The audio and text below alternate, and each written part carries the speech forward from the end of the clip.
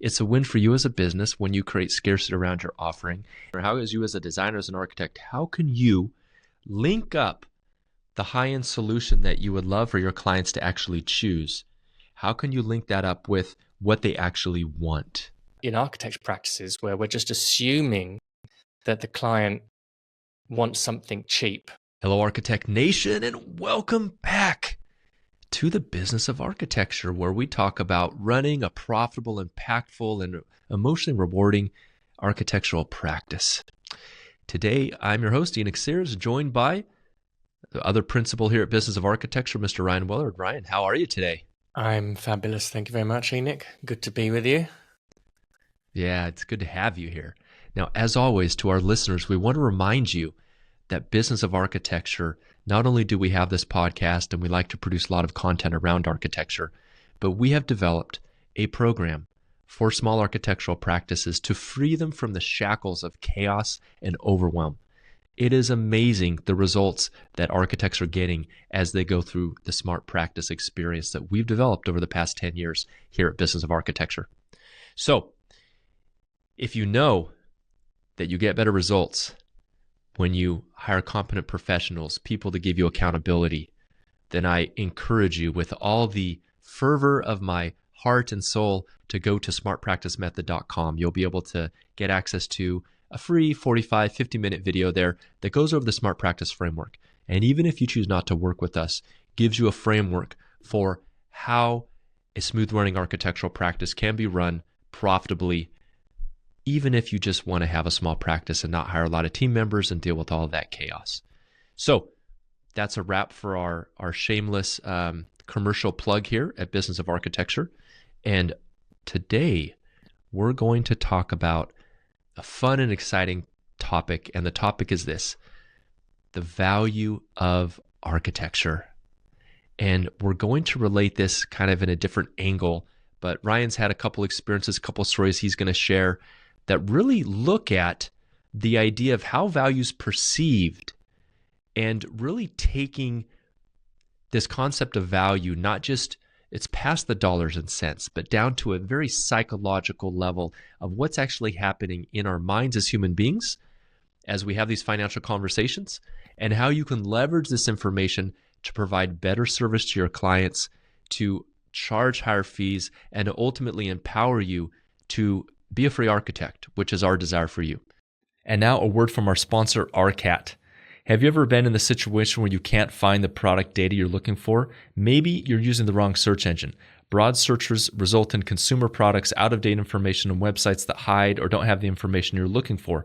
If you need specifications, CAD or BIM, arcat.com is your search engine. Find and download the up-to-date data you need fast. arcat.com is free, requires no registration for users, so try ARCAT today. That's arcat.com.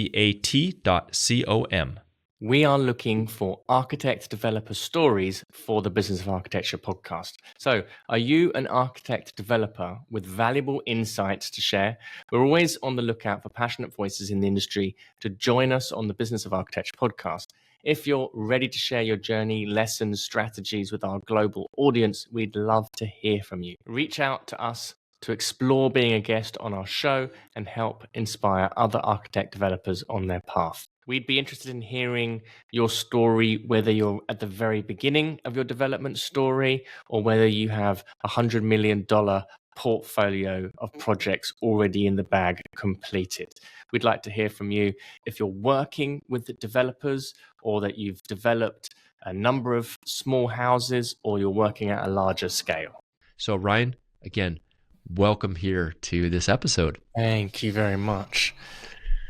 I'd like to start by making an assertion that as a business owner, we don't always know what the other person, what our clients value as much as we think we do, and that we often conflate what we perceive as value and project it onto our clients, and then we communicate through our own value set or what we think is valuable about our service. And in doing so, we end up answering questions that were never asked, and we come across unintentionally as salesy, and we think we're listening and we're not. We are coming across as tone deaf. And I would even assert that the longer that you've been in business, the more vulnerable that we come to projecting our own values onto clients. Like, I'll give an example from myself here, is I always prize sales and marketing as being the most, some of the most valuable education that you can get, and the most sort of important thing in a business, or certainly one of the kind of, it's the driver of getting a good business working. And forget that that's not what other people are finding would be valuable from working with us, right? Our clients are architects' practices. They're dealing with overwhelm, dealing with low profits, or dealing with transition or something like that. And there's a whole world of pains and problems that come with that might not be necessarily, people are not realizing that it's to do with sales and marketing, or to do with sales.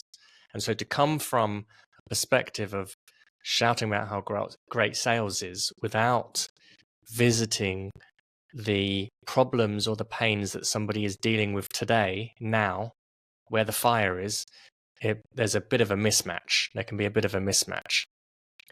Well said, Ryan. Well said. So as architects, we do this as well. And there's the common dictum that we hear all over the world of, we've got to learn how to communicate our value better. And yes, that is true. But we also need to understand first, or a big part of communicating our value better is understanding, number one, what is valuable to the person who is going to pay us money. Okay, that's the first thing. And that there are different stakeholders in architecture, which makes it a wonderful, rich, lovely topic. Okay, you've got the end user. The end user and the person who's paying the money are not always the same person. There are civic users of a building who just experience the architecture as a result of proximity, or through walking in the city or being near it. And architects are often very good at kind of establishing or giving a voice to those third-party users, if you like. And that can be very empowering, and it's kind of part of the magic of architecture, with that kind of stuff. And then we can project what we think is really valuable about our service, like sustainability, or it's going to stop loads of problems happening on site. Okay, great. That's all correct. It's just not a problem that somebody who's looking for an architect or is designing something is typically dealing with right now. It's not what's keeping them up at night. And the same thing is true for money. So we can often worry about our clients having the same concerns about money that we do. And then we project our money concerns, or where we think is value, i.e., it's cheaper than that. We can do it for cheaper. We project that onto a client because we're imagining that they are price sensitive too. Okay. And believe it or not, there are some clients who are not price sensitive, or they actually want quality and they want to pay more. And I'll tell a little story about this wanting to pay more. Today, so my wife and I, we've been designing our apartment here in New York, and we've had some amazing designers work on it. We've had an amazing lighting designer, Francesca and Site Studio. They've been doing some really beautiful stuff, and we're getting all the lighting wired up at the moment. And I've done a little bit of the wiring myself, and now my expertise is running out. And so we've been looking to hire an electrician. And we've gone through, this is the third electrician. I don't know if I'm that bad of a client, but it seems to be quite difficult to get somebody to come in, and it's a small job for a lot of electricians, and it's fiddly, etc., etc. But we've worked very closely with Francesca and her team, and we'd selected, certain lighting fixtures that are not cheap, but they satisfy our architectural sensibilities. And it was really important that we had those lighting fixtures because of the quality of the light and the distribution, and we thought they were beautiful and all that sort of stuff. And that was very much the focus of what we wanted. We had an electrician come in, and he was looking for all of the fixtures, and he made an assumption that I might have been looking to save money, and then proceeded to give me a sales pitch about how we could replace the lights and with a kind of just LED strips that you get off a roll, and we could stick them inside of aluminium casing, and we could kind of make the lighting structure ourselves. And I know that we could do that. And he was very proud of, like, we could save $1,000, you could send these back, and then we could put more lights in here, here, and here. And it was a whole sales pitch that was based on, what he was viewing as valuable, and was coming from the perspective of, like, we can save you some serious money here. And he was like, they won't be the cheapest ones, but he didn't ask any questions about where what the decision making process had been about the lights that we'd already purchased. And I thought it was really interesting because, afterwards I just politely said, no, we're not interested. We're quite happy with the selections that we've made, and we spent some time doing it. But it was interesting how the assumption was that I was looking to save money, or we were looking to do it cheaper. And I'm sure that loads of his clients were. And yes, there have definitely been parts of this job that we've wanted to do cheaper, and have done very long-winded things to save money on certain things, and had materials delivered from other places, and all sorts of stuff. But it was interesting, and it got me thinking about how often we do that in architecture practices, where we're just assuming that the client wants something cheap, or we set up our conversations with the client, which then allows the conversation to be price focused, because we're not really asking any questions. We're not finding pain. We're not establishing what their values are for the project. We don't know what the emotional drivers are for the project. We're nervous about bringing up a conversation of money. We're frightened or nervous or unskilled, perhaps, in being able to talk about what a budget is. We get defensive and angry if a prospect comes into our architectural studio and one of the first questions they ask is how much it's going to cost. How many times have I heard architects say, one of the disqualifiers of a client is if they come to us and they say, how much is it going to cost? I know they're not the right client for me. And you're like, hold on a minute. Like, a billionaire would ask how much it's going to cost. It's a perfectly reasonable question. Your sales process just sucks. And you've allowed that question to come up and you don't know how to deal with it. Okay. And so now you're getting all flustered and it's pissing you off. And now it goes into this automatic, they don't understand the value of architectural services, and we get all stressed out by it, and et cetera, et cetera. So that was one story that I thought was, a kind of subtle thing, and interesting how somebody was trying to sell me something that hadn't asked me any questions about what I wanted, what I needed. It was annoying. The experience was annoying. And also missed some really good stuff, because he asked me some questions about the lights. Then he could have got some more money out of me for sure if he'd asked the right questions. If he'd kind of if he told me that there are different transformers that we should be using that would get a better performance out of these lights because we've made an investment into them, or he'd taken that tact and there was some genuineness in what he was suggesting, I would have been very open to spending more money or investing into that kind of caliber of kit, because it was really important for us. Yeah. Love that, Ryan. Like your focus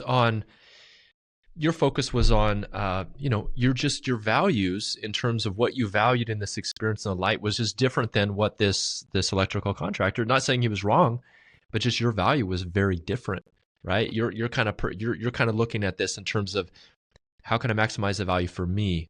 In other words, we'd like to have, if you could do the exact same setup that we designed for cheaper, we're all for that, right? Mm-hmm. But like substituting cheaper quality stuff and kind of doing some home baked solution.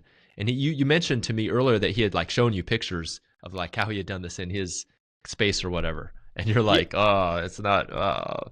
yeah, well, exactly. It was like that. He showed me some pictures of where he'd done it, and it was nice, but it wasn't the vision that we had, and Yeah. it Yeah. wasn't what we were going for. And so I was like, okay, that's not gonna Yeah. work. And that reminds me, I saw a great one of these social media memes, Ryan. It must have been last year sometime, and it was an interior designer. It was a designer, right? And he was on a job site where they had put in these, it looked like maybe marble treads on this beautiful staircase that was like this beautiful staircase leading up to the front entrance of a house or something like that.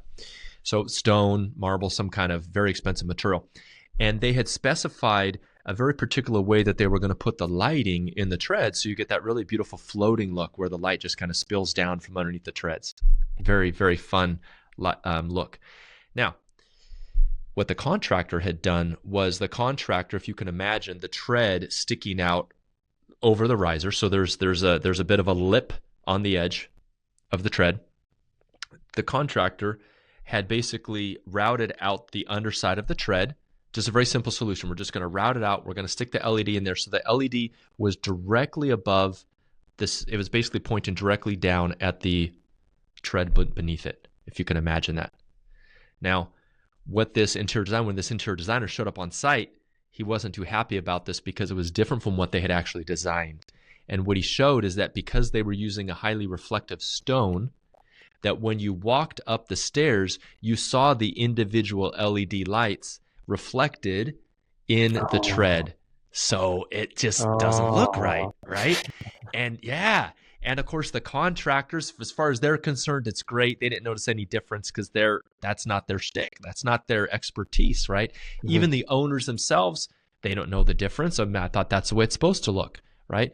But then, of course, the way they had specified it, if you imagine the tread kind of going out and then doing a little bit of a U shape at the end, so the lights could be recessed in a hidden groove inside the tread so that the light spilled out evenly with no reflection, right? And like we know, when he showed, when you see that and like he explained it on this little, kind of 45-second video, you're just like, oh, it's just so sweet, so beautiful. So like those are the touches that we know as architects, that you, the listener, these are the kind of things you notice. These are the kind of things that you obsess over. These are the kind of experiences you want to deliver to people. And it is frustrating when other people, they don't really understand the design intent of why something was done the way it was. And then, a lot of times, sometimes, even with the best of intentions, contractors can say stuff like, well, your architect did it this way. It's really expensive. We have a cheaper way of doing it. And then by doing it this cheaper way, they miss out on like the really nice effect that was supposed to be had by doing it that particular way, right? So now, as we said, I just want to interject here, Ryan, and say, both Ryan and I know that running an architectural practice is not easy. And, as we're talking about these slight distinctions and these slight little tweaks on how you approach these conversations with clients, we don't want to give the impression that this stuff is easy to do or that there's anything wrong with the way you're running your practice because you don't do it this way, you've done it this way in the past, etc. Like, we acknowledge that, what we're talking about here is very, very subtle, and that's why we're bringing it up, is because it's not second nature, right? Typically, we as human beings, we, as Ryan mentioned, we project, we assume that people see things the way we see them. And so we assume, for instance, in the case of this electrical contractor, that he was just approaching it, well, I mean, this client probably wants to save money like I do. And, there's a cheaper way to do this without, like you said, Ryan, without asking the questions to find out, okay, you have these amazing fixtures. Tell me, would you mind sharing more about like why you chose these fixtures? I've never seen this before. What effect were you hoping to get from this? And letting you talk about it. Capturing the vision there. Yeah, absolutely. And that as a conversation, if that had happened, I would have been very ready to accept solutions or alternatives, or even have another conversation about a further scope of work or something. So I love that. And another thing I love, Ryan, is the idea of linking up, because my imagination tells me that our listeners, they want to deliver the best experience possible to their clients. They would like to convince their clients somehow to invest in solutions that bring the design level up to a very, very high level, right? They would love to have their clients invest in solutions that are those little moments in architecture that might cost a little extra, but that really make the project unique, really make it pop, really add something to it, right? And so these things can happen if we approach the conversation in a certain way. Mm-hmm. And it's interesting as well, because as architects, we're selling a client all the way through the project. Yeah, absolutely. Like the sales process never really stops. Yeah, You negotiate the first contract and the agreement, and that's where like a lot of, where you can build in your efficiency on the project and how well it's going to be done and set expectations. And then all the way through, there is the sales process of, if you've done a good job at the beginning and you know what the problems are and the pains are and what the kind of emotional drivers are for the project, then there's an opportunity to be able to stitch back some of, design intent in their language, or make it relatable back to what their vision is or was, and have them, go with something that was more expensive because that's the thing. Like the question is, how could you as our listener, how as you as a designer, as an architect, how can you link up the high-end solution that you would love for your clients to actually choose? How can you link that up with what they actually want? That's the magic. If you can just link these things up, show them how doing this flourish. That's probably a terrible word because these usually aren't flourishes. They're normally, how would we say it? They're normally concealed, hidden, sleek, minimalist lines. Exactly. These little accents of these little special moments is probably what we would say in architecture, right? Well, probably what a very relevant one is that a lot of architects wish for these days is that their clients choose more sustainable options for the project, and that they have sustainability. So sustainability is very valuable to an architect, and we have lots of our own clients and lots of the architecture industry, and in the UK certainly, I know in the US there's part of your continued professional development compulsory parts are always about sustainability now, and there's the constant frustration of clients not wanting sustainability in a project, or they say they want it and then it gets kind of torn out, or a client says that they want it and there isn't any more questioning about why do they want it. Like, why are they saying they're wanting it? What's driving that desire to have sustainable? Is it to look good? Is it a kind of collective guilt around the destruction of the planet? Is it something they're genuinely committed to? Is it more to do with reducing longer term bills in the house? Why would the bills be problematic for them? What's their philosophy around it if they are asking for it? Okay, so there's a whole world of just making sure that we're in line with it there. And then there's the how do we bring it into, how do we sell sustainability to a client who has no interest in it? And that's our kind of architectural agenda. And we want the client to be doing it, and we know that there's an opportunity for it. And part of it, I'm not going to say that it's like a foolproof way of doing it, but we're going to have more chance, at least, when we are well more aware of the emotional drivers of the prospect, and that we've had a little bit of skill in asking questions that might seem peripheral to their project. So understanding the business context of the project, understanding, if you're working with a commercial client, understanding a little bit about, and you can do research in this, so your questions aren't completely naive, okay? Because that's another way that questioning strategies can kind of fall on their ass a little bit is that you're asking questions and you've got no idea about a client's business problems, for example, or you can go off on a different tangent, but a little bit of understanding and the kind of problems that they might be dealing with just at least allows our questioning strategy to be a bit more refined. And so being able to ask questions about the business agenda or the business context or the other commercial struggles that they might be dealing with or some of the challenges in their business they might seem like peripheral questions to the actual project.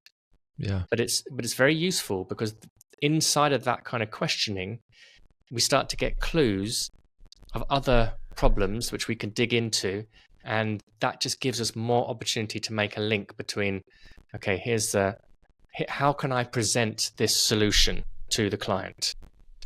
Like the context of sustainability or whatever kind of lead or passive house or whatever technology we want to be kind of making sure that we're executing on.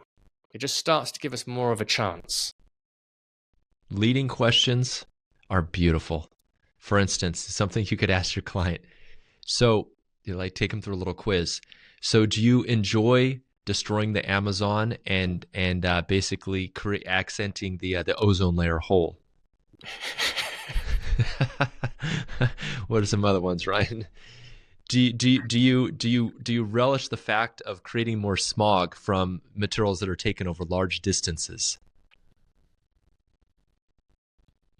You take pleasure in reducing the United States energy independence by consuming lots of petroleum products. Have you guys ever complained about the cost of your heating bills? Right. So some of mine are tongue in cheek, but Ryan here's asking something that, could be, you can have fun. The point is you can have fun with these questions and you can ask questions in a way that causes people to be introspective, right? Have you ever been frustrated with the high electricity bill? This could be part of your intake questionnaire. Like, let's say you want to have a conversation with a homeowner about some of these sustainable strategies, right? And if they check yes, then in one of the initial interviews, I noticed that you said that, yes, you do get frustrated by high utility bills. Can you tell me more about that? And then walk them through. That could be a pain. Well, damn, yeah, in the summertime, geez, last year it was $1,000. And so we installed solar panels, but then they changed the regulations, and now, we can't get credit for all that energy we're producing, and it's just annoying. I mean, we have the money, but man, it sure is frustrating, right? You start to take them down a journey just to understand what's in their world. Yeah, no, absolutely. And I like that kind of the playful approach with it, because you can be tongue in cheek, and it's a nice way to get people talking about the environment or that kind of sustainability agenda. There's questions about their brand and their perception. Again, kind of more business related questions.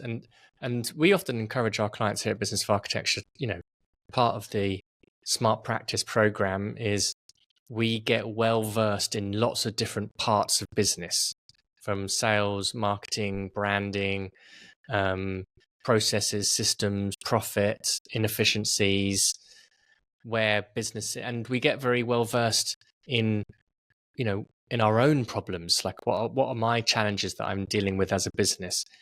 And that's really useful to be able to talk about your own problems as a business, because guess what? Other businesses often have the same problems that you have.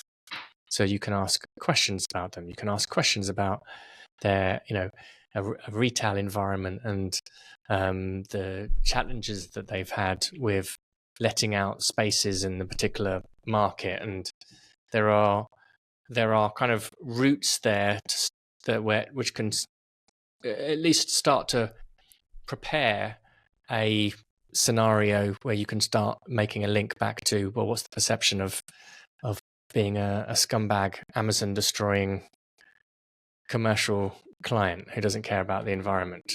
Ryan, before this episode, you showed me this beautiful watch that you got through the mail, and I was thinking that we had a chat about that. So Ryan purchased. He likes the finer things of life, shall we say, the finer accoutrements that don't necessarily always have to be extremely expensive, but certainly have flair, certainly have personality, are A little bit of unique. design. I like They design. have design. They have design in them. We both love design. And this experience with this company was quite unsavory, and right, to say the least. And I think there was a couple important psychological kind of things that kind of brought up around that. Do you want to give us the shortened version, Ryan, or the extended version? I'll try and give the shortened version Okay. of the story, and then we can kind of relate it back to this conversation about where the value proposition was. Mm-hmm. In short, a little micro brand of watches here in New York. I made a purchase, bought the watch, and then as soon as I bought the watch, some security thing got flagged up, and I was asked some questions. And I said, yes, it's me, or the sort of double checking that you have to do nowadays when you use this is some serious security procedures around purchasing a watch. It just, there was loads of, they sent me an email and I said, yes, it's me, blah, blah. I was all excited. The watch had been ordered, and I'd been waiting for this watch as well because it'd been sold out for ages. And I have a little, like an email sign up. So when the watch comes back online, then I get an email and I can go. So that's what happens. The email came in. I was like, yes, I'm going to go and buy it. And, listen, there's a good lesson there in marketing scarcity. Scarcity. Okay. Always. They put me on a waiting list. And that's the classic waiting list, man. Yeah, do you remember when Gmail came out for the first time? There was like a waiting list for Gmail. No. Do you remember that? When they first opened up Gmail, Google's like, we're going to release this in tranches. And they only let on so many users at a time. Oh, wow. I don't remember that. Yeah. Same thing with the latest. Remember, I mean, Tesla, you look at all the brands, eventually they do this at one time or another. Tesla with their, what was it, the Model 30, the most recent one? Yeah. Had like a 2-year waiting list. And the Cybertruck. People were paying $1,000 to be put on the waiting list for the truck. There you go. So don't let that little tip. We'll leave that with you, listener, to decide how you can utilize this little piece of psychological espionage to your advantage. A little lesson in marketing scarcity. And again, it's interesting because it's a value proposition, right? So my buying temperature of the watch had risen because I liked the idea of that the watch was scarce, and that me having it would make me more unique. I mean, you don't want to go to the party. You're at the club in New York and you look around and like everyone's wearing one of those watches. You would just be crushed. Exactly. That'd be a terrible experience. I was happy that they were scarce. Yeah. Anyway, so they came back online.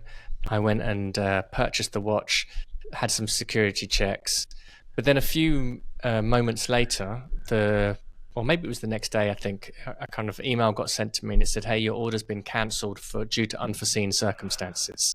Don't you hate that? It's like the unforeseen circumstances. It's like, what does that mean? So I'm emailing, I'm enrolling my wife into this conversation about the watch. She's sick and tired of it. She doesn't want to hear anything about this stupid watch and my purchases. And I'm like, now it's ruining your love life. Exactly. She's getting frustrated. I don't want to hear about your flipping watch. It's stupid. You've got enough watches. Why are you? But this one was on a waiting list. This is a special watch. I was like, this one's beautiful. It's got a nice little green dial on it and everything. Anyway, it is beautiful. Hold it up to the camera, by the way. For those of us who are YouTube listeners, you can fast forward if you go to YouTube. That is a beautiful watch. There you go. Describe it to us, Ryan. Just describe it to us for the podcast listeners. I think it's a chronograph. It's a Brew watch. It's mechanical. It's a little micro brand here in New York. It's a retro dial. It definitely it has like a bit of a Casio feel, like the old Casio kind of like metallic wristband watches, that same kind of shape to it. Yeah. It's got that kind of old retro sort of like 80s sort of like look to it. Yep, beautiful. It's colorful. And does it have a date dial, a date in a year? It's got what are the little smaller? It's got a date. It's got like a stopwatch. It's actually the company is called Brew. And they design their watches to do with coffee. So it's got like a little coffee bean on it, and it's got a timer, which is the timer is kind of designed like the whole design of it is inspired by the look of those kind of retro Marzocco coffee machines, and Yeah. it's got a little timer on it. So when you're brewing your coffee, hence the name brew, you can see how long. And I'm a big coffee fan as well. So Good. We're going to reach out to them and see if they'll sponsor this episode after that little product placement we just had there. They're very cool. Brew watches, the coolest watches in New York City for the connoisseurs of coffee and timepieces. Exactly. They're very cool. There's a nice They're unique. way. Well, I mean, let's face it. Like you said, the likelihood of you running into another person that has one of those, I mean, I unlikely. hope so, Enoch. Yeah, unlikely. I mean, you'll be very disappointed if you walk into Starbucks and like every freaking person's wearing one. You're like, hold on a second here. I'll be like, oh shit. I want a refund. Send it back. So disappointed. Yep. But it got Rolex too. Hold on a second. Don't they also? Hey, don't you need to apply to buy a Rolex? Yeah. At least they used to do that for some of their timepieces. No. Nowadays, you have to go into. I'm already in conversations about my Rolex, but you have to go and have a conversation with them. You put your name onto a waiting list. Depending on what kind of Rolex you want, you have to have spent a certain amount of money in their store. So Rolex have authorized dealers, and in order to get like a Daytona or kind of a very desirable Rolex, you have to have spent like 10 grand or something in the store before you can even be put on a waiting list to get that watch. And the marketing with Rolex is so interesting that it's one of these objects that if you buy it at retail, it increases in value on the secondary market. So the secondary market for these sorts of watches are higher than what you would get them at retail. So they put all these obstacles and they market it as being scarce, and it's difficult to get hold of them. So when you do buy one, like a kind of entry-level Rolex for like 5-6 grand or whatever it is, that on the secondary market, that watch will be 8 or 9 grand. So the price very smart. I mean, that's pretty amazing. And there's no shortage of Rolexes. The company's making like 1 million of these watches a year, but they still manage to kind of create some scarcity around it. Yeah. Yeah. And people who buy them want to spend money on it because the whole kind of brand of it is like, it's a flex. Absolutely. Absolutely. Which is a good point to interject that we do not accept every firm owner who applies to be part of Smart Practice. So it's practicing what we preach. No. To be in Smart Practice, you do need to apply. We do need to pass our qualifications to be allowed into the program. And we even do a kickstart process where we test and challenge clients in a week-long kind of series of activities. And if people fail the activities or they don't want to participate or it's not a fit, then we're clear it's not a fit, and we'll refund your initial commencement money. We release them. And we say, see you later. It's not going to work. Have we ever had anyone that hasn't passed that process, Ryan? We have, haven't we? Yeah. Once. Yep. There you go. So maybe you listening, you could be the next person to be rejected. Yeah. What an honor. Well, and there's other. So here's the other thing about this psychology, Ryan, is that as silly as it is that we're not rational sometimes in the way that we approach things, because let's face it, you desiring this watch more because you're on a wait list has zero rational logic behind it. None whatsoever. It's completely emotional, right? Completely irrational, right? But here's the crazy part about this that's so fascinating. Is it actually heightens your experience. Oh, yes. Right? Oh, my goodness. Absolutely. Yes. Absolutely. Yes. Like the part of the thing I really enjoy about watches is the anticipation of like which one, looking at them, watching videos on YouTube about them, reading all the specs, all that kind of stuff, and then them being kind of unattainable, if you like, because it's not necessarily about the money always, right? Some watches are like, 150 grand, and some it is about the money. Yeah, absolutely. Those are like, those have those sorts of levels, but this was only a few $100 for a watch, but it was the anticipation around it was good. It was a good marketing, and it heightened the experience. There was seduction involved. Let's face it. There was waiting as We well. all want to be seduced. There's fulfillment in kind of postponing. Yeah, and postponing something pleasurable. So sometimes you can see something and you can buy something in a frenzy, or you kind of get seduced by it and you make a purchase there and then. And then there's this kind of marketing which makes you wait for it, and then you think about it, and then you desire it more. And there's an enjoyment. It's an enjoyable buying experience. It's fun. It's fun. Exactly, it's fun. There's an enjoyment to it, and it turns into a little bit of a treat. And I think for a lot of people who are into watches, the anticipation around it is part of the joy and part of the pleasure of collecting them and all this sort of stuff. And I think that's an important point to make, Ryan, because a lot of times when we're cynical, we can look at this marketing psychology, especially as educated, erudite architects, and we can say, well, that's crass, that's manipulative. We can discount it without realizing that when done right, these things can be wins. They can be wins for both parties. It's a win for you as a business when you create scarcity around your offering, and it can also heighten the experience of the person on the receiving end of your service because it just makes it more enjoyable. They feel like they're getting something special. And so there is this, just kind of wanted to highlight that it's not all the time about like this cut and dry experience of it's just very transactional. No, there's more. When we talk about a sales and marketing process here at Business of Architecture, I would say it's much more akin to a dance. It's much more akin to a nice waltz where there's give and take between both parties. And when you're in that energetic dance with another person and a purchase actually happens, both parties are excited about it. And there's an art to doing that. There's an art and a science. I absolutely. I think that's a really important, kind of part to make here, that your good questions when you're talking to clients, when done well, can be a really enjoyable process. And, like if that electrician had asked me about the lights, I would have been really happy to tell him about the lights, because he would have tapped into something really important to me and something I wanted to talk about and that was proud of, and, etc. and all this sort of stuff. And there would have been a lot of allegiance and alliance if he'd asked those questions.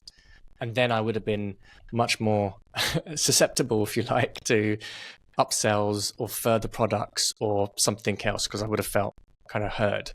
And the same with the watch, right? So the watch, the anticipation of it is all part and parcel of this enjoyable purchasing experience. And that's a wrap. Hey, Enoch Sears here, and I have a request. Since you are a listener here of the Business of Architecture podcast, Ryan and I, we love putting this podcast together. We love sharing information as much as we can glean from all the other industries that we're a part of to bring it back to empower you as an architect and a designer.